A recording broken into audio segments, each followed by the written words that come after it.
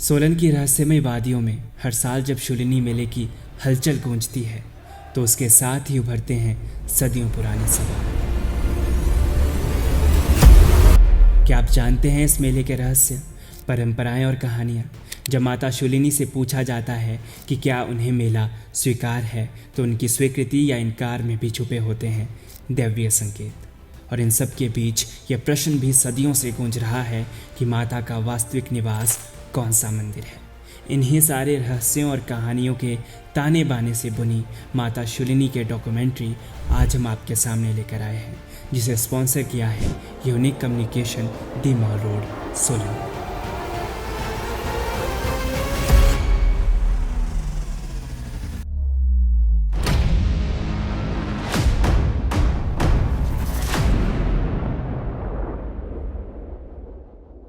भारत की mushroom city Solan,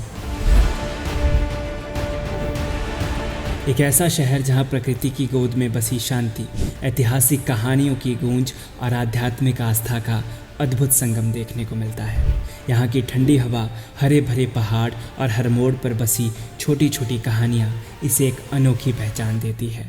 Solan में भारत का नेशनल मशरूम रिसर्च सेंटर है, इसलिए इसे मशरूम सिटी भी कहते हैं। कभी बघाट रियासत की राजधानी रहा सोलन आज आधुनिकता और परंपरा का सुंदर मेल है। कहा जाता है कि यहाँ का नाम शूलिनी माता के नाम पर पड़ा है। यह भी मान्यता है कि सोलन प्राचीन नाम था और इसी से माता का नाम सोलनीरी देवी पड़ा, जो बाद में बदलकर शूलिनी देवी हुआ। सच क्या है ये तो इतिहास के पन्नों में कहीं छुपा है, मगर एक बात बिल्कुल तय है, सोलन पर माता शूलिनी का आशीर्वाद हर पल बना रहता है। हर साल सोलन में आषाढ़ मास के दूसरे रविवार, जो जून मास के तीसरे रविवार के बाद आता है, शूलिनी मेले का आयोजन किया जाता है। 2 दिन पूर्व शुक्रवार को माता शूलिनी की शोभा यात्रा से मेला प्रारंभ होता है, जो 3 दिन के लिए दुर्गा मंदिर में प्रवास करती है। इस मेले में माता की भव्य यात्रा, झांकियाँ, भजन, पारंपरिक खेल और भक्तों की अपार भीड़, सब कुछ एक दिव्य ऊर्जा से भरा होता है। इस मेले की पूरी कहानी और इसके पीछे की शक्ति को समझने से पहले चलिए एक नज़र डालते हैं शूलिनी मंदिर के इतिहास पर। जनश्रुतियाँ और कथाएं अलग अलग हैं, लेकिन यहाँ सब जुड़ता है बघाट रियासत के अंतिम शासक राजा दुर्गा सिंह और उनके पूर्वजों से। माना जाता है जब राजस्थान पर मुगल आक्रमण हुए तो पंवार वंश के शासक अपने इष्ट देवता के साथ पहाड़ों की ओर निकल पड़े। जिस वक्त मुगलों के आक्रमण हुए राजस्थान में, ये लगभग मुगल शासन जो स्थापित हुआ है लगभग 1206 ईस्वी में स्थापित हुआ है। तो उस टाइम उन्होंने जो आक्रमण किए थे राजस्थान के आसपास के एरिया में, तो वहाँ से जो पंवर वंश के जो शासक थे वो वहाँ से अपनी जान बचा करके हिमालय की पहाड़ियों में आ गए। अपने इष्ट और संस्कृति की रक्षा के लिए उन्होंने हिमालय की शांत और सुरमई वादियों में शरण ली। छत्रपति महाराज की भी सुना है भी, वो धारा नगरी से लाए थे राजा, बघाट स्टेट है, और वो 4-4.5 फुट की मूर्ति है, और वो सुना भी दोहरी मूर्ति है, एक तरफ से विष्णु भगवान की, दूसरी तरफ नरसिंह भगवान की, ऐसा है। समय के साथ परिस्थितियां बदली, कई पीढ़ियां बीत गई, फिर पंवार वंश के शासकों को एक दिव्य स्वप्न प्राप्त हुआ। इस स्वप्न में आदेश मिला कि उनके कुलेष्ट चतुर्भुज नारायण का विग्रह, जो एक तालाब में छुपा है, और आप उस विग्रह को वहाँ से लाइए और एक प्रतिष्ठित जगह में, सुव्यवस्थित जगह में इसकी स्थापना कीजिए। चतुर्भुज नारायण का पवित्र विग्रह लाया गया। पूरे वैदिक विधि विधान और परंपरा के अनुसार इसे चौणाजी में स्थापित किया गया। यहीं बना चतुर्भुज नारायण मंदिर, जो न केवल आस्था का प्रतीक है बल्कि पंवार वंश की अमिट परंपरा और त्याग का भी प्रतीक है। चौणाजी में स्थित चतुर्भुज मंदिर इस इलाके का एकमात्र विष्णु मंदिर है। और यहाँ पंचमुखी महादेव सामने मौजूद हैं, तो ये देख करके उनके विग्रह को यहाँ जो है वो स्थापित किया गया।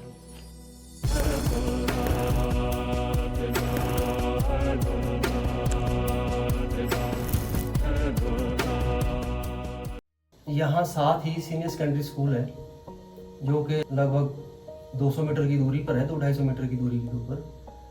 वहाँ पे जो है राजा साहब का महल हुआ करता था, जो बाद में इसको जो है स्कूल में परिवर्तित कर दिया गया। स्कूल के सीनियर सेकेंडरी स्कूल तो खैर इसमें ज़्यादा समय नहीं हुआ होगा, लेकिन हाँ प्राइमरी स्कूल जो है हमारे युगों के टाइम से उन्होंने भी शिक्षा यहीं से ग्रहण की थी। तो अब यहाँ प्राइमरी स्कूल भी है और सीनियर सेकेंडरी स्कूल भी है। आज भी पंवार वंश के वंशज इस मंदिर में आकर अपनी परंपरा और आस्था को संजोते हैं। यह राजा के कुलिष्ट की कहानी है, लेकिन कुलदेवी की कथा और भी अद्भुत और रहस्यमयी है। वो है लुगासन माता।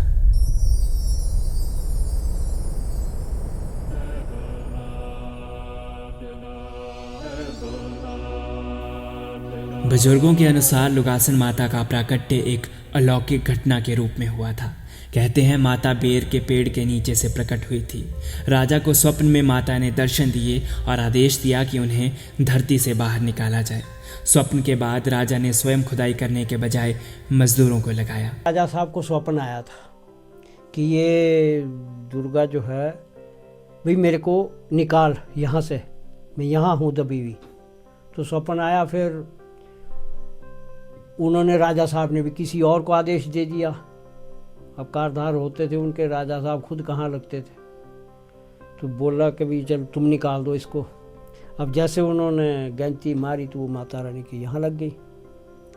यहाँ लगी तो वो यहाँ से खून की धारा निकली। ये दृश्य देखकर सभी भयभीत हो गए। राजा को गहरा अपराध बोध हुआ। माना जाता है कि मूर्ति के खंडित होने के कारण ही राजा को दोष लगा और उनके शासन में अनेक बाधाएं आई। मूर्ति को ठीक करने के लिए कई स्वर्णकार बुलाए गए, बहुत से कारीगर आए, लेकिन कोई भी माता की मूर्ति को फिर से संपूर्ण नहीं कर पाया। अंत में अंबाला की ओर से कुछ विशेष स्वर्णकार बुलाए गए। उन्होंने माता की मूर्ति के आगे पीछे शीशे रखकर उसे पुनः संपूर्ण रूप में स्थापित किया। तभी से लुगासन माता को पंवार वंश की कुलदेवी के रूप में पूजा जाने लगा। अब आप सोच रहे होंगे यहाँ जिक्र में शूलिनी माता का नाम तो कहीं नहीं आया। कहानी अभी बाकी है।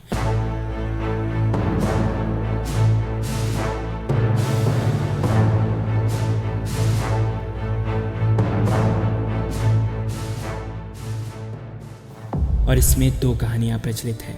एक कहानी के अनुसार जब राजा जौना जी बसंतपुर से सोलन आए तो यहाँ महल बनाया। यहाँ भी माता की दिव्य इच्छा प्रकट हुई। कहा जाता है सोलन में बसने के बाद राजा को स्वप्न में लुगासन माता ने आदेश दिया कि मुझे भी सोलन में स्थापित करो। माँ भगवती ने जो उनकी अपनी माँ जो लुगासन माता है, उसने ही जो है वो दृष्टांत दिया रात को स्वप्न में कि भाई अपने आप तो आप यहाँ से चले गए और मुझे यहाँ ही छोड़ गए।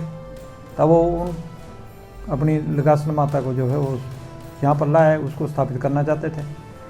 जैसे ही स्थापित करना चाहते थे तो यहाँ पर एक मूर्ति खोद कर जो है वो और मिल गई। उनको दोबारा दृष्टांत हुआ। दृष्टांत पे उन्होंने जो है वो स्वीकार किया भाई आप लोग जो है वो मेरी मूर्ति को भी जो है वो अपनी मूर्ति के साथ स्थापित करेंगे। यहाँ जो मूर्ति बनी तो वो सोनेरी देवी के नाम से मशहूर हुई। बाद में हमारी भाषा में सोनेरी देवी बोलो। लुगासन माता और सोनेरी देवी, ये दोनों मूर्तियाँ अब भी डोली में साथ जाती है जहाँ भी जाती है। क्योंकि इस जगह का नाम पहले से ही सोलन था और देवी की मूर्ति का नाम तय नहीं था, तो वहाँ खुदाई में मिली मूर्ति सोलनीरी देवी के नाम से जानी जाने लगी। कहते हैं समय के साथ इस नाम को शूलिनी देवी नाम से जोड़ दिया गया।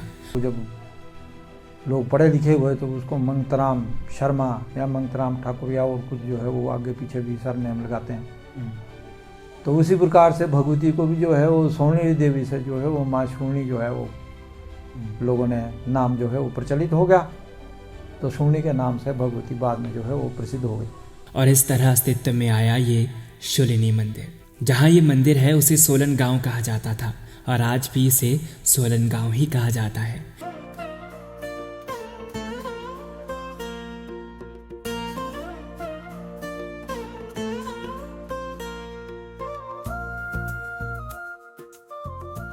एक और कहानी जिसे गंज बाजार मंदिर के पुजारी परिवार मानते हैं, उसके अनुसार गंज बाजार वाला मंदिर जिसे शूलिनी पीठम या दुर्गा माता मंदिर कहा जाता है, वही शूलिनी माता का वास्तविक मंदिर है और वो मंदिर ज़्यादा पुराना माना जाता है। इस मंदिर में माता और शिव जी की स्वयंभू पिंडी है। सोलन गांव वाले मंदिर को लोग लुगासर माता का मंदिर भी मानते हैं और इस मंदिर को वास्तविक शूलिनी मंदिर संबोधित करते हैं। शूलिनी माता स्थायी है, जो कि हमारे बुजुर्ग बताया करते थे यहाँ राजा के टाइम में। तो शूलिनी माता का मंदिर प्राचीन मंदिर यही है जो गंज बाजार में है। वहाँ शिव मंदिर के पीछे वो शिवलिंग भी प्राचीन है और माता का प्राचीन पिंडी है वहाँ पर, वो माता वहीं की है। हालांकि दोनों कहानियां अलग अलग हैं, लेकिन दोनों में एक बात सर्वमान्य है, वो ये है कि यहाँ विराजमान देवियाँ माता दुर्गा के ही स्वरूप है। एक जनश्रुति के अनुसार माता शूलिनी देवी 7 बहनों में से एक है। उनकी अन्य बहनें जेठी ज्वालाजी, हिंगलाज देवी, लुगासना देवी, नैना देवी और तारा देवी के नाम से विख्यात है। इन 7 बहनों की कहानियाँ हिमाचल और उत्तर भारत के पर्वतीय क्षेत्रों में गहराई से जुड़ी है। कहा जाता है ये सभी देवियाँ माता दुर्गा के ही विभिन्न रूप हैं और हर एक स्थान पर उनकी अलग अलग शक्तियाँ और रूपों की पूजा की जाती है। महाराज भगाट सोलन पुस्तक के अनुसार दुर्गा सप्तशती में वर्णित दुर्गा के 108 नामों में एक पंक्ति आती है, आर्या दुर्गा जया चाद्या त्रिनेत्रा शूलधारिणी। इसी में उद्धृत शूलधारिणी को शूलिनी भी कहा जाता है और यही बघाट राज्य की अधिष्ठात्री देवी मानी जाती है। कहा जाता है कि शूलिनी के नाम पर ही पहले इसे सोलनी और फिर सोलन कहा जाने लगा। लोकगीतों में भी इस आकर्षण और आस्था की झलक साफ दिखाई देती है, जैसे मैता जाई लैना सोलनी बाजार या सोलनी पड़ी गई छोनी। ये गीत सोलन के प्रति स्थानीय लोगों के प्रेम और श्रद्धा को दर्शाते हैं। अब आप उतना जान चुके हैं जितना जानना माता के हर भक्त के लिए आवश्यक है। इस डॉक्यूमेंट्री में अब हम शूलिनी मेले का इतिहास और उसके रहस्यों को जानेंगे, जो जानना बहुत ज़रूरी है अगर आप माता के मेले को एक नई दृष्टि से देखना चाहते हैं। इस डॉक्यूमेंट्री को स्पॉन्सर किया है यूनिक कम्युनिकेशन के मालिक रिंकू बिरसांटा जी ने, जिनकी दुकान से आप नए पुराने फ़ोन आसान किश्तों पर और सस्ते दामों में घर ले जा सकते हैं। इनकी ये शॉप हिमाचल की सबसे लोकप्रिय मोबाइल शॉप है, जो मॉल रोड पर हनुमान मंदिर के सामने स्थित है। संपर्क नंबर आपकी स्क्रीन पर है, यहाँ से आप खरीदारी ज़रूर करें। शूलिनी माता का मेला राजा दिलीप सिंह के समय से मनाया जाता है या राजा दुर्गा सिंह के या किसी और पुराने शासक के समय से, इन सवालों के जवाब सटीक नहीं मिलते। ये मेला कब से शुरू हुआ ये नहीं कहा जा सकता। एक कहानी कहती है कि राजा दिलीप सिंह के समय एक महामारी आई, जिसे दूर करने के लिए राजा ने माता की आराधना की। प्रकोप कम हुआ तो मेला मनाया गया और तभी से लेकर आज तक ये परंपरा जारी है। राणा दिलीप सिंह के टाइम में कोई महामारी सी आई और उस महामारी का लोगों ने इस देवी की, जो सोलन गांव वाली देवी है, उसकी आराधना की और राजा ने भी आराधना की, तो महामारी से नुकसान कम हुआ। एक और कहानी के अनुसार सोलन वाली माता ने राजा को स्वप्न में आकर मेला करवाने का आदेश दिया था और रात को जो सपन हुआ उसमें जो है माँ सोलन वाली ने ये कहा कि आपको मेरा यहाँ पर जो है वो मेला करना पड़ेगा। जनश्रुति के अनुसार बघाट रियासत के शासक अपनी कुलदेवी शूलिनी माता को खुश करने के लिए ये मेला करवाते थे। उनका विश्वास था कि माता के प्रसन्न रहने पर क्षेत्र में आपदा या बीमारी नहीं आती और सुख समृद्धि बनी रहती है। पहले ये मेला केवल एक दिन आषाढ़ महीने के दूसरे रविवार को गंज बाजार के पास खेतों में ही होता था। होता असली तो एक ही दिन था, एतवार।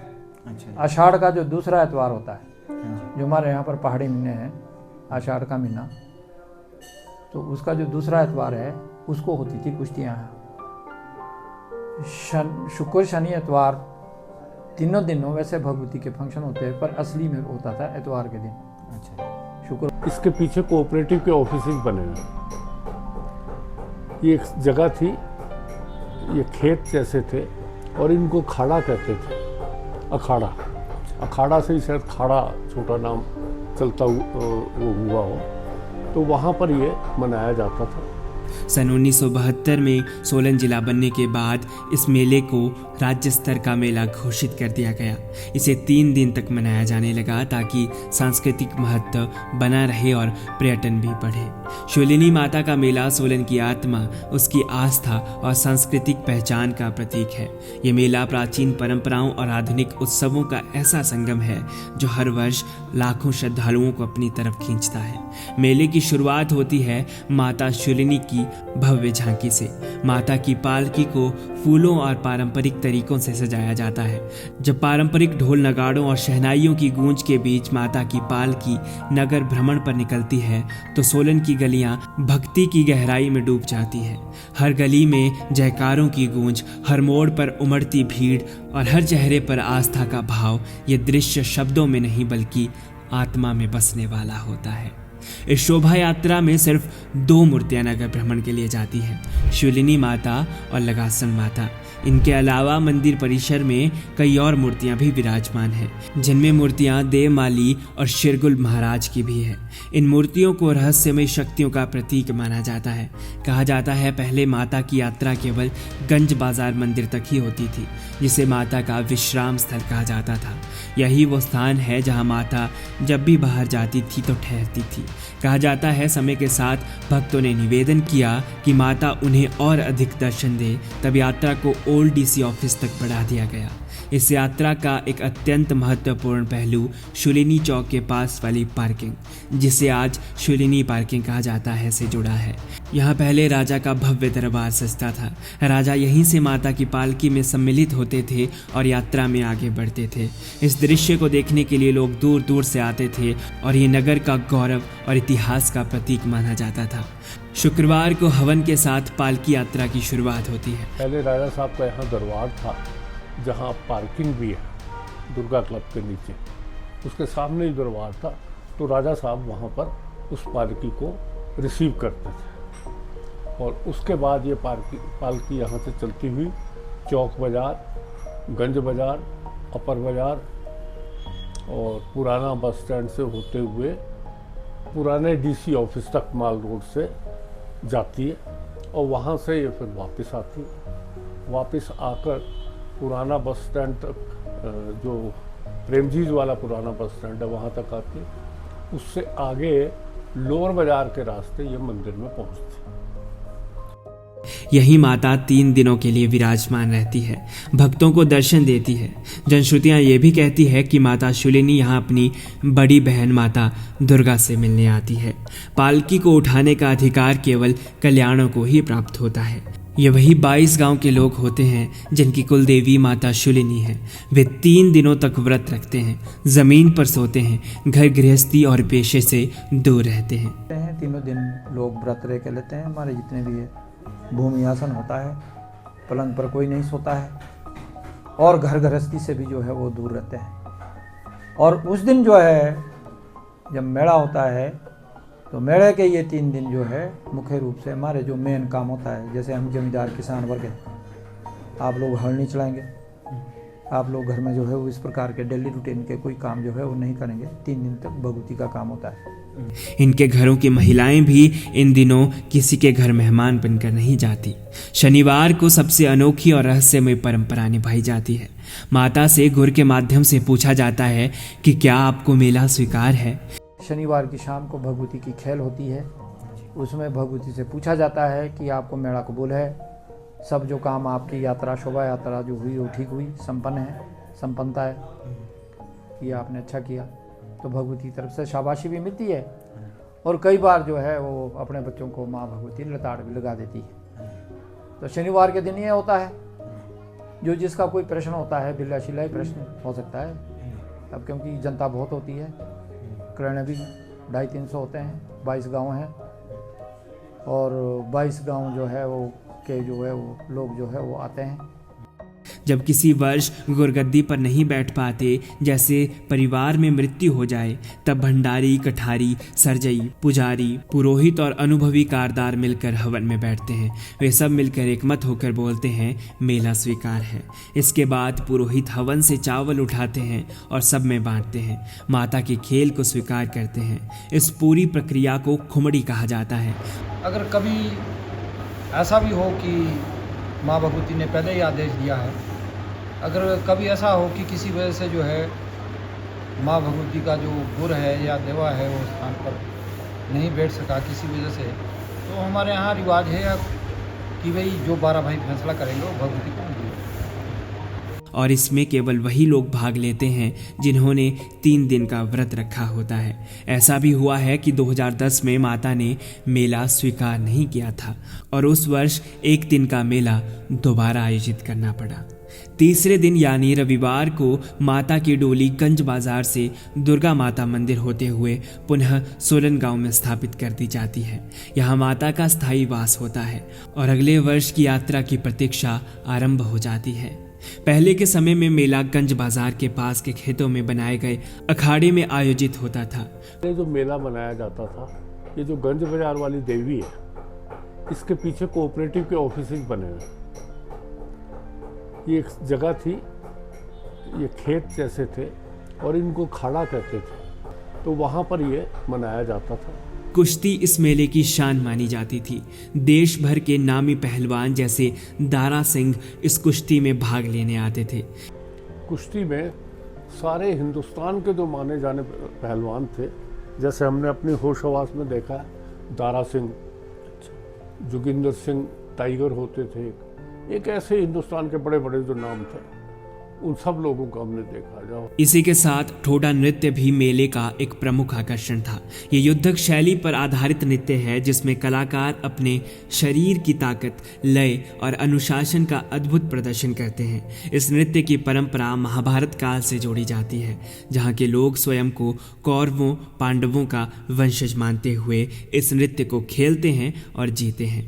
ठोडो मैदान का नाम भी इसी ठोडा नृत्य के नाम पर रखा गया है। आज मेला पहले से भी अधिक भव्य और विविध बन चुका है। अब मेला ठोडो मैदान में आयोजित होता है। इसे राज्य स्तरीय आयोजन का दर्जा प्राप्त है। मेले में खेल कूद प्रतियोगिताएं भी आयोजित होती है, जिसमें रस्साकस्सी, कबड्डी, वॉलीबॉल जैसी कई गतिविधियां होती हैं। हर आयु वर्ग के लिए कोई ना कोई खेल या कार्यक्रम रखा जाता है। मेले में सैकड़ों अस्थायी दुकानें, झूले, खाने पीने के स्टॉल, पारंपरिक हस्तकला की झांकियां, सब कुछ देखने लायक होता है। जगह जगह सजाई गई झांकियां जिनमें धार्मिक, सांस्कृतिक और ऐतिहासिक कथाओं के चित्रण होते हैं, हर किसी को अपनी ओर खींच लेते हैं। सांस्कृतिक संध्याओं में हिमाचल और आसपास के राज्यों से लोक कलाकारों की प्रस्तुतियां होती हैं। फिल्मी दुनिया के गायक और कलाकार भी बुलाए जाते हैं। रात का दृश्य तो विशेष रूप से अविस्मरणीय होता है। पूरा शहर रोशनी में नहाया हुआ, लाइटों से जगमगाता, हर गली हर सड़क पर अलग ही रौनक। जब बाजार सजते हैं, माता के जयकारों की गूंज आसमान में फैलती है और ठंडी हवा में भक्ति की सुगंध घुल जाती है। ये दृश्य किसी स्वप्न लोक से कम नहीं लगता। भंडारे इस मेले की आत्मा कहे जाते हैं। सैकड़ों भंडारे 3 दिन खुले रहते हैं, जहां हर कोई प्रेम पूर्वक भोजन करता है। कहा जाता है ये हिमाचल का एकमात्र मेला है जहां यदि आपके पास 1 रुपया भी ना हो तब भी कोई भूखा नहीं रहता। हर भंडारे में तरह तरह के व्यंजन बनाए जाते हैं। हर थाली में प्रेम, सेवा और भक्ति का स्वाद घुला होता है। शूलिनी माता का मेला केवल एक धार्मिक आयोजन नहीं, बल्कि सोलन की आत्मा का उत्सव है। ये पर्व हमें सिखाता है कि जब आस्था, परंपरा, प्रेम और भाईचारा मिलते हैं, तब एक ऐसा त्यौहार जन्म लेता है जिसे शब्दों में नहीं बल्कि हृदय में ही अनुभव किया जा सकता है। माता शूलिनी का ये मेला हर वर्ष सोलन को नई ऊर्जा, नया उल्लास और गहराई से जुड़ी सांस्कृतिक पहचान देता है। ये मेला सिर्फ देखा नहीं जाता, इसे जिया जाता है। माँ बघाटेश्वरी शूलिनी माता से जुड़ी कुछ और भी ऐसी बातें हैं जो शायद ही सभी को पता हो। साल 2007 के आसपास से इस मंदिर की बढ़ती लोकप्रियता और मान्यता के कारण सरकार ने इसे अपने अधीन ले लिया था।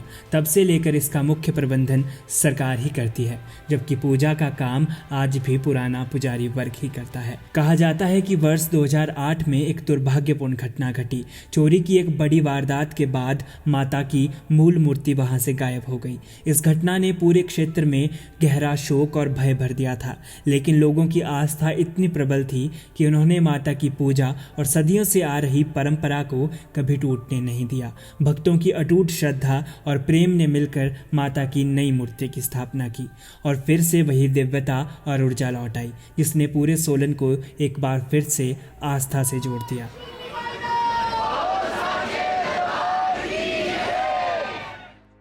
एक और प्राचीन परंपरा ये भी रही है कि जब किसी परिवार में पहला पुत्र जन्म लेता था तो बधाई स्वरूप माता को बकरा भेंट किया जाता था। इसे आभार और आशीर्वाद का प्रतीक माना जाता था। समय के साथ समाज में बदलाव आए और अब ये परंपरा बदलकर कढ़ाई, नारियल और 1100 रुपए की भेंट के रूप में निभाई जाती है। तो पहले जेठे बेटे की बधाई जो है वो बकरे के रूप में दी जाती थी, बकरे की भेंट होती थी। अब लोग जो है वो भेंट के रूप में कढ़ाई देते हैं और जो नारियल वगैरह जो दूसरी चीज़ें भेंट के रूप में चढ़ाई जाती है उसको चाहते हैं लोग 1100 रुपये भी देते हैं।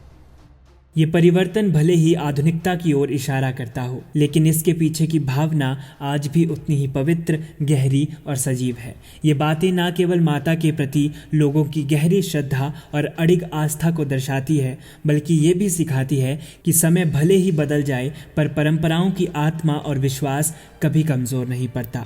माँ शूलिनी के भक्त आज भी उसी प्रेम, भक्ति और समर्पण के साथ इन परंपराओं को निभाते हैं और यही सोलन की आत्मा को अमर बनाता है। सोलन में कुछ और भी खास है जो इस डॉक्यूमेंट्री को और भी यादगार बना देता है। वो है सोलन मॉल रोड पर स्थित मोबाइल शॉप यूनिक कम्युनिकेशन, एक भरोसेमंद और लोकप्रिय मोबाइल शॉप जिन्होंने हमारी इस डॉक्यूमेंट्री को स्पॉन्सर करके हमारा उत्साह और हौसला भी बढ़ा दिया। यूनिक कम्युनिकेशन न केवल हिमाचल की सबसे लोकप्रिय मोबाइल शॉप है, बल्कि इसके ओनर उन्होंने हमारी इस सांस्कृतिक यात्रा में सहयोग देकर यह साबित कर दिया कि जब व्यापार और संस्कृति एक साथ आते हैं तो समाज में सकारात्मक ऊर्जा और नई प्रेरणा फैलती है। इस डॉक्यूमेंट्री को बनाने में मेरी पूरी टीम ने हर संभव कोशिश की है कि आपको सटीक, प्रामाणिक और दिल से जुड़ी हुई जानकारियां दी जा सके। ये मेरी ओर से इस तरह की पहली कोशिश थी, फिर भी अगर कहीं कोई कमी या त्रुटि रह गई हो तो मैं उसे अपनी व्यक्तिगत जिम्मेदारी मानता हूं और आप सभी से क्षमा प्रार्थी हूं। मैं दिल से धन्यवाद कहना चाहता हूं लाइव टाइम्स टीवी, पंकज सूद सर, यूनिक कम्युनिकेशन और उन तमाम लोगों का जिन्होंने इस डॉक्यूमेंट्री के दौरान हमारा सहयोग दिया, इंटरव्यू में मदद की और इसे सफल बनाने में अपना अमूल्य योगदान दिया। ये डॉक्यूमेंट्री हमारी माँ बघाटेश्वरी शूलिनी माता, माँ लगासन देवी और तमाम देवी देवताओं के चरणों में समर्पित है। अगर आपको ये डॉक्यूमेंट्री पसंद आई हो तो कृपया इसे ज़्यादा से ज़्यादा शेयर करें, केकेएसबी ब्लॉग्स को यूट्यूब पर सब्सक्राइब करें और ऑफिशियल केकेएसबी को इंस्टाग्राम व फेसबुक पर फॉलो ज़रूर करें ताकि हम भविष्य में भी ऐसे ही ऐतिहासिक, सांस्कृतिक और भक्तियों से जुड़ी कहानियाँ आप तक ला सकें। जय शूलिनी माता।